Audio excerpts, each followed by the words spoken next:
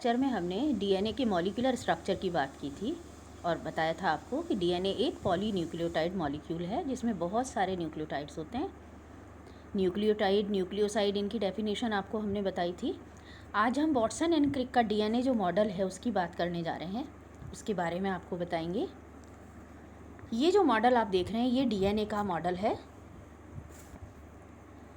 इसमें आप देख रहे हैं ये जो डीएनए है वो कॉमनली जो नेचर में दिखाई देता है वो आपको डबल हेलिक्स की फॉर्म में दिखाई देता है। इसका ये जो स्ट्रक्चर दिया है वो वाटसन एंड क्रिक ने 1953 में दिया था और उनके अनुसार ये दो सेपरेट चेन्स हैं जो कि हेलिक्स की फॉर्म में एक दूसरे के चारों ओर लिपटी हुई रहती हैं। इसमें राइट हैंडेड डबल हेलिक्स कहलाता है ये। यहाँ आप देख रहे हैं इसको, ये एक इसका हेलिक्स है, ये दूसरा है और ये इसके पैरेलल उसमें चल रहा है, इसके ऑपोजिट में है, इसलिए इसको एंटी पैरेलल हम बोलते हैं। इसमें आप देख रहे हैं ये दोनों जो स्ट्रैंड्स हैं ये नॉन कोवेलेंटली जॉइंड हैं एक दूसरे से, और कौन से बॉन्ड्स के द्वारा? ये हाइड्रोजन बॉन्ड से जुड़े हुए हैं। इस डबल हेलिक्स मॉडल में आप ये देखिए, ये एक हेलिक्स है, ये दूसरा हेलिक्स है। इन हेलिक्स में ये बीच में आप जो देख रहे हैं ये किस तरह से जॉइंड है, ये कोवेलेंट जो हाइड्रोजन बॉन्ड्स इसमें आप देखिए, ये है एडेनिन, दिस इज थाइमिन, ये डबल बॉन्ड से जुड़ा हुआ है, डबल हाइड्रोजन बॉन्ड से। साइटोसिन एंड ग्वानोसिन ये जुड़े हुए हैं ट्रिपल बॉन्ड से। यहाँ जो इनकी बैकबोन आपको नज़र नहीं आ रही है, लेकिन इसका जो डायामीटर है ये डायामीटर अराउंड 20 एंगस्ट्रॉम होता है।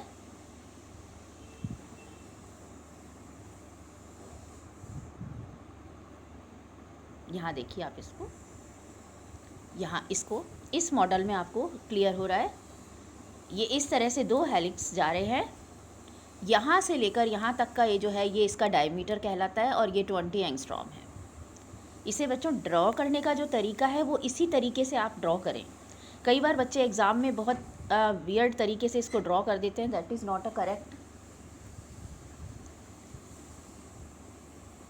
Way of drawing. इसको इसी तरीके से आपको ड्रॉ करना है। क्यों करना है वो आपको अभी हम बताते हैं। तो हमने बात की इसके डायमीटर की, यहाँ से लेकर यहाँ तक जितने एरिया में ये फैला हुआ रहता है डबल हेलिक्स, उसका ये डायमीटर 20 एंगस्ट्रॉम है। ये मेजरमेंट भी आपको याद रखने हैं, क्योंकि अगर आपसे एग्ज़ाम में पूछ लिया जाता है वाटसन एंड क्रिक का मॉडल तो उस वक्त आप इन्हें बता सकें ये सारे मेजरमेंट्स। इस मेजरमेंट में आप ये देखिए, यहाँ से यहाँ तक ये जो मेजर ग्रूव आपको बतानी है वो यहाँ से लेकर के यहाँ तक आती है। ये वाला एक टर्न है, इस पर आप ध्यान दें। ये एक टर्न जो यहाँ से यहाँ तक का है ये है 34 एंगस्ट्रॉम का, और इसके बीच में आप ये देख रहे हैं ये छोटी छोटी जो जगह हैं ये जगह कहलाती है माइनर ग्रूव। यहाँ लिखा हुआ भी है, आप देख सकते हैं। ये जो ग्रूव है ये मेजर ग्रूव हो गई, ये वाली यहाँ से लेकर के यहाँ तक की ये जगह। एक इसका जो टर्न है ये टर्न 34 एंगस्ट्रॉम का है, और बीच में इसके जो लगे हुए हैं न्यूक्लियोटाइड्स, ये जो नाइट्रोजिनस बेसिस आप यहाँ देख रहे हैं, इसमें ये एडेनिन जब थाइमिन के साथ जुड़ता है तो ये डबल बॉन्ड से जुड़ता है। साइटोसिन और थाइमिन, साइटोसिन जब ग्वानोसिन के साथ होता है अटैच तो उसमें आप देखेंगे ट्रिपल बॉन्ड होता है। ये देख रहे हैं आप यहाँ पर स्ट्रक्चर में खुद दिखा रखा है, this is guanosine and this is cytosine. तो अलग अलग ये जो है डबल रिंग स्ट्रक्चर मतलब प्यूरिन है ये, और सिंगल रिंग पाइरिमिडीन है।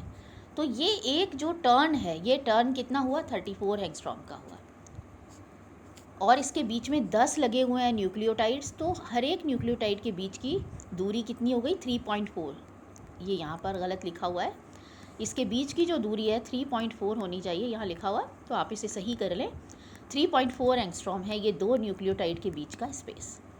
ये देखिए यहाँ पर ये मेजर ग्रूव कहलाती है, ये वाली देख रहे हैं आप, ये जो जगह है ये मेजर ग्रूव एक्चुअली जो प्रोटीन इंटरेक्शन होता है, बहुत सारे जो और फंक्शंस होते हैं जो डीएनए पर होते हैं, डीएनए जिसमें यूज़ होता है उसको आप देखेंगे यहाँ पर, ये है मेजर ग्रूव और ये है माइनर ग्रूव। जब आप इनके नाम लिखें या इसको जब आप लेबल करने लगें तो बहुत ध्यान से करिएगा। यहाँ से यहाँ तक इसका एक टर्न है, जो 34 एंगस्ट्रॉम है, 2 न्यूक्लियोटाइड के बीच का स्पेस है 3.4 एंगस्ट्रॉम। ये जो है वो है मेजर ग्रुप, ये जो है वो माइनर ग्रुप है। तो माइनर मेजर ग्रुप्स को साथ में लेते हुए आप इस तरह से इसके डायग्राम को ड्रॉ करेंगे। यहाँ डीएनए में आपने अच्छे से अभी मॉडल में भी आपने देखा है कि ए जो है वो टी के साथ अर्थात एडेनिन जो है वो थाइमिन के साथ अटैच होता है, ग्वानोसिन है वो साइटोसिन के साथ। जो इसका एंटी पैरेलल ओरिएंटेशन है डीएनए का, that produce the most convincing model. ये जो एंटी पैरेलल इसका दूसरा वाला जो हेलिक्स चलता है,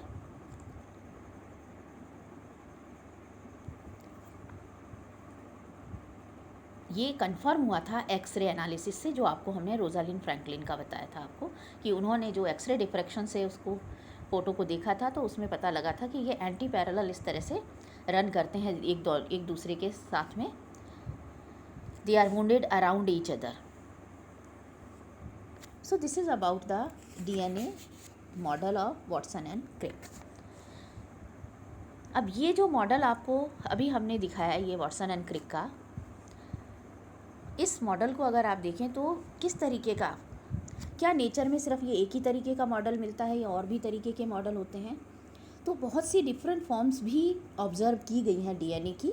उनमें मेजर जो देखा है फॉर्म्स वो हैं बी, ए, जेड। किसी बुक्स में आपको एच डीएनए भी मिलेगा। तो ये थोड़ा सा आपको इसके बारे में भी हम बता देते हैं, एग्ज़ाम में पूछा जा सकता है। मेजर क्वेश्चन इसमें से नहीं आता, लेकिन एटलीस्ट आपको नॉलेज होनी चाहिए इसकी कि जो डीएनए है वाटसन एंड क्रिक मॉडल आपने देखा, वो मॉडल एक्चुअली ये बी डीएनए वाला है, जो कि एक तरह से आइडियलाइज्ड मॉडल है। तो जो डीएनए का वाटसन एंड क्रिक मॉडल है वो कौन सा है? आइडियलाइज्ड मॉडल बी डीएनए, जो कि राइट हैंडेड है। यहाँ आप देखेंगे ए डीएनए जो कि लेफ्ट हैंडेड है। जो बी डीएनए है वो यूनिवर्सली पाया जाने वाला डीएनए है। जो किस तरह से कैरेक्टराइज किया जाता है, उसके क्या लक्षण होते हैं? इसका हर एक हेलिकल रिपीट होता है 10 बेस पेयर्स के बाद में। जो एक टर्न रिपीट होता है वो 10 बेस पेयर्स होते हैं। बेस पेयर, बेस का मतलब एडेनिन, ग्वानिन, ये सारी बेसिस हैं। पेयर का मतलब एडेनिन, थाइमिन, ग्वानिन, साइटोसिन, या जो भी ऑर्डर वहाँ पर मौजूद है वो 10 ऑर्डर के बाद में वो चेंज होता है। ए में आपको दिखाई देगा यहाँ पर फ़र्क जो इसमें है वो फ़र्क है, इसमें 11 बेस पेयर्स होते हैं ए डीएनए में, और ये एक ऑल्टरनेटिव हेलिक्स के इसमें इंड्यूस्ड है। ये डीएनए की जो फॉर्म है इसको इंड्यूस किया जा सकता है। अगर आप लो ह्यूमिडिटी प्रोवाइड करेंगे तो डीएनए इस तरह की उसमें दिखाई देगा आपको। जो जेड डीएनए है, ये जेड डीएनए जो है इसमें भी लेफ्ट हैंडेड आपको मिलेगा ये डीएनए, और ये एक प्रकार से स्टेबल स्ट्रक्चर है। सिंथेटिक डबल स्टैंडर्ड मॉडल है डीएनए का, सिंथेटिक एक मॉडल है ये। तो बी, ए और जेड डीएनए को आप अच्छी तरह से समझ सकते हैं। यहाँ इनमें देखिए डिफरेंसेस बता रखे हैं, किस तरह से आप इनको डिफ़र कर सकती हैं। हेलिकल जो सेंस है इसका, ये देखिए राइट हैंडेड होता है, इसमें राइट हैंडेड है। जेड फॉर्म में आप देखेंगे लेफ्ट हैंडेड है। जो डायामीटर है वो यहाँ हम बोलते हैं ए फॉर्म में 26 होता है, बी फॉर्म आपको बता चुके हैं हम 20 एंगस्ट्रॉम लगभग। यहाँ जेड में आप देखेंगे इसको 18 है ये। जो बेस पेयर्स पर हेलिकल टर्न है, ए फॉर्म में 11 मिलेंगे आपको, बी में 10.5, जबकि हम बोलते हैं 10। लेकिन स्टडीज़ ने रिवील करा है कि जो एक टर्न पूरा होता है उसमें कंप्लीट 10 ना होकर के 10.5 बेस पेयर्स होते हैं। जेड फॉर्म में 12, हेलिक्स जो इसमें हेलिक्स का राइज है पर बेस पेयर है 2.6, यहाँ 3.4, यहाँ 3.7। तो ये जो डिफरेंस है, ये डिफरेंस आपको इनकेस अगर क्वेश्चन पूछ लिया जाता है तो आप उसे बता सकें।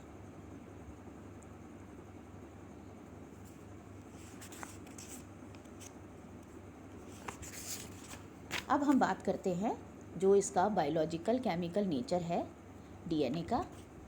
किस तरह का डीएनए जो है उसका क्या नेचर होता है।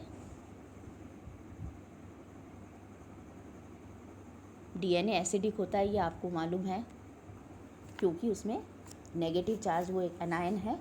क्यों है वो आपको हमने बताया है अभी आपको कि फॉस्फेट के ऊपर जो एक नेगेटिव चार्ज होता है उसकी वजह से उसका एसिडिक नेचर होता है। लेकिन उसका बायोलॉजिकल, केमिकल और फिज़िकल क्या नेचर होता है इस हेरिडिटरी मटेरियल का, वो आपको हम बता देते हैं। जो डीएनए है ये आपको मालूम है डबल हेलिक्स फॉर्म में पाया जाता है, इसका हर एक मॉलिक्यूल डबल हेलिकल फॉर्म होता है। इसके 2 कॉम्प्लीमेंट्री स्ट्रैंड्स होते हैं जो कि एक दूसरे से हाइड्रोजन बॉन्ड के साथ जुड़े हुए बेस पेयर्स के साथ में होते हैं। इसके अंदर जेनेटिक इन्फॉर्मेशन स्टोर्ड होती है हर ऑर्गेनिज़म की, क्योंकि हर ऑर्गेनिज़म में जो डीएनए होता है वो उसकी सारी इन्फॉर्मेशन रखता है या उसका एक तरह से मास्टर मॉलिक्यूल होता है, और वो ही इंस्ट्रक्शन देता है हर प्रोटीन के बनाने के लिए कि कौन कोशिका किस वक्त कौन सा प्रोटीन बनाएगी। तो ये आपको हम बता चुके हैं पहले कि जो एक सेल होती है या कोई ऑर्गेनिज़म होता है उसकी जो आपस में ऑर्गेनल्स बात करते हैं या एक सेल टू सेल जो एक कम्युनिकेशन होता है दैट इज़ थ्रू प्रोटीन्स। तो ये मास्टर मॉलिक्यूल कब कहाँ कौन सा प्रोटीन बनेगा उसका निर्धारण करता है डीएनए। इसके मेन जो कैरेक्टर्स हैं, स्ट्रक्चरल जो कैरेक्टरिस्टिक्स एंड बायोलॉजिकल है कि ये डीएनए जो होता है वो एक लीनियर मॉलिक्यूल होता है एंड सुपर कॉइल्ड डीएनए होता है। डीएनए जब अपनी धुरी पर अपने एक्सिस पर ही लिपटता चला जाता है तो उसको इसकी सुपर कॉइलिंग कहते हैं। और ऑलमोस्ट जो ऑल डीएनएज होते हैं, डीएनए मॉलिक्यूल्स होते हैं कोशिका में, वो लीनियर होते हैं यूकैरियोटिक क्रोमोसोम्स में, जबकि आप प्रोकैरियोट्स में देखेंगे तो वो गोले के रूप में सर्कल की फॉर्म में होते हैं। जो यूकैरियोटिक क्रोमोसोम्स होते हैं वो नेगेटिवली सुपर कॉइल्ड होते हैं। देन सेकंड जो इसमें है वो बेस पेयरिंग आपको देखनी है, बेस पेयर्स की फॉर्म में इसमें मौजूद होते हैं। जो एडेनिन है हमेशा थाइमिन के साथ लगेगा, ग्वानिन जो है वो साइटोसिन के साथ मौजूद रहता है। पेयरिंग जो इसकी होती है इसके साथ में, अगर इनमें कोई गलती हो जाती है इनके जुड़ने में या कोई भी बेस पेयर इधर उधर हो जाता है तो उसमें उसकी कोई ना कोई जेनेटिक डिफॉर्मिटी उसमें दिखाई देती है। इसकी बात हम जब बायोटेक्नोलॉजी में आप जेनेटिक इंजीनियरिंग पढ़ेंगे तब आपको बताएंगे कि इसके चेंजेस से क्या क्या फ़र्क हो सकते हैं। थर्ड इज़ डीएनए कॉन्फर्मेशन कि डीएनए किस ओरिएंटेशन के साथ मौजूद होता है, क्या उसकी शक्ल सूरत हो सकती है। ग्रुप्स होती हैं, ग्रुप्स के बारे में हम आपको बता चुके हैं कि इसमें मेजर माइनर 2 प्रकार की ग्रुप्स होती हैं जो कि इंटरेक्ट करने के लिए एक तरह से जगह प्रोवाइड करती हैं इंटरेक्शन के लिए, कि प्रोटीन्स जो हैं जैसे ट्रांसक्रिप्शन जिस वक्त होगा, ट्रांसक्रिप्शन फैक्टर कहाँ लगेगा, helix, turn helix, leucine, zipper, ये सब टर्म्स आगे हम पढ़ेंगे। तो उसकी जगह प्रोवाइड करता है डीएनए की ये जो ग्रुप्स होते हैं। डीएनए सेंस एंड एंटीसेंस हमने देखा डबल हेलिकल मॉडल है ये, या डबल हेलिक्स की फॉर्म में मौजूद होता है डीएनए। तो इसमें जो एक सेंस स्ट्रैंड कहलाता है, एक एंटीसेंस स्ट्रैंड कहलाता है। जो एंटीसेंस स्ट्रैंड होता है वही डीएनए स्ट्रैंड ऐसा होता है जो कि एक उससे पीढ़ी से दूसरी पीढ़ी में इंफॉर्मेशन कैरी करने का काम करता है। जो डबल हेलिक्स हैं उनमें से एक हेलिक्स एंटीसेंस होता है जो कि इंफॉर्मेशन ले जाता है और ट्रांसक्राइब करता है आरएनए में। अर्थात डीएनए के जो 2 स्ट्रैंड्स होते हैं उनमें से एक स्ट्रैंड जो ट्रांसक्रिप्शन का काम करता है अर्थात आरएनए में कन्वर्ट होता है या अपनी सूचनाएं आरएनए को पूरी तरह से दे देता है, वो एंटीसेंस स्ट्रैंड होता है। आपसे इस पर भी सवाल पूछा जा सकता है मल्टीपल चॉइस में भी या ऑब्जेक्टिव में। तो आपको ये ध्यान रखना है कि डीएनए के सेंस और एंटीसेंस जो स्ट्रैंड्स होते हैं उसमें एंटीसेंस स्ट्रैंड होता है जो कि इंफॉर्मेशन कैरी करता है। आरएनए सिंगल स्ट्रैंडेड होता है, तो एक तरह से अब ये क्या हो गया, टेम्पलेट स्ट्रैंड हो गया जो एंटीसेंस स्ट्रैंड होता है, जबकि जो सेंस स्ट्रैंड होता है वो ट्रांसक्राइब नहीं करता आरएनए में। तो जब डीएनए से जब आरएनए में अर्थात एंटीसेंस स्ट्रैंड जब आरएनए में कन्वर्ट होता है तो उसमें क्या चेंज होते हैं, उसमें थाइमीन की जगह पर यूरेसिल ऐड हो जाता है और वो आरएनए बन जाता है। एक और है जो कि आपसे पूछा जा सकता है, एक टर्म है सी वैल्यू पैराडॉक्स। देखिए सी वैल्यू पैराडॉक्स एक्चुअली एक ऐसी एक वैल्यू है या आप कह लीजिए जिसमें कि आप ये पता करते हैं, आप कहें कि जो एक ऑर्गेनिज़म है वो बहुत बड़ा है और उसके जो जीनोम साइज़ है वो बहुत छोटा है, तो ये जो एक प्रकार का कोरिलेशन है उसको हम सी वैल्यू पैराडॉक्स के नाम से जानते हैं। The lack of correlation between genome size अर्थात जीनोम साइज़ के और बायोलॉजिकल कॉम्प्लेक्सिटी जो एक ऑर्गेनिज़म की है उसको हम देखते हैं कि आपस में उसके कोई कोरिलेशन नहीं है। अर्थात कोई अगर ऑर्गेनिज़म बहुत बड़ा है, बहुत इवॉल्व्ड है, तो उसमें ज़रूरी नहीं है कि जो जीनोम का साइज़ है वो भी बहुत बड़ा हो। इस फिनोमिना को कह लीजिए आप, हम इसे बोलते हैं सी वैल्यू पैराडॉक्स, अर्थात एक विरोधाभास है। यहाँ पर उसमें आपस में कोई सह संबंध नहीं है, कोई रिलेशन नहीं है कि जीनोम साइज़ भी बड़ा होगा अगर किसी में बायोलॉजिकल कॉम्प्लेक्सिटी अधिक है। ये फिनोमिना कहलाता है C value paradox. This is all for